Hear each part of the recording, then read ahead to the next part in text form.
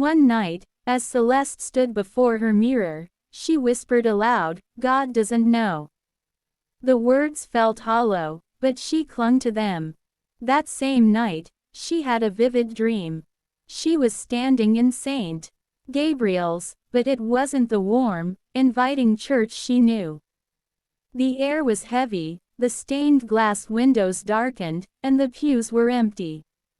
At the altar stood a figure cloaked in shadows. "Do you think I don't see?" the figure asked, its voice deep and resonant. Celeste froze, her knees trembling. "Who are you?" "You know who I am," the figure replied, stepping closer. Its eyes glowed like embers, piercing her soul.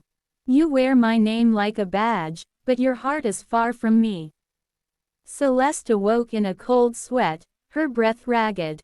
She dismissed it as a nightmare, a product of guilt and too much wine. But the dream haunted her. Weeks passed, and strange things began to happen. During one of her lessons, a child asked, "Miss Celeste, does God know everything we do?" The question hit her like a punch to the gut. "Yes," she stammered, her voice faltering. "Of course, He does." The child tilted her head. "Then why do people act like He doesn't?" Celeste couldn't answer. Her double life became harder to maintain.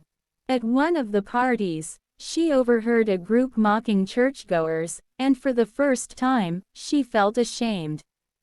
When Jackson joked about her holier-than-thou act, the words cut deeper than she expected.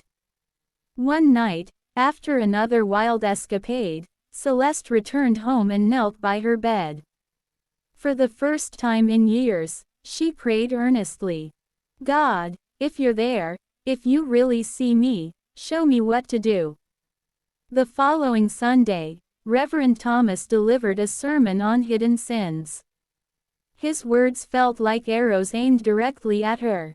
"You can fool the world," he said, his eyes scanning the congregation, "but you can't fool God. He sees the heart. He knows your secret sins. And yet, He still calls you to repentance." Tears welled up in Celeste's eyes. She couldn't breathe.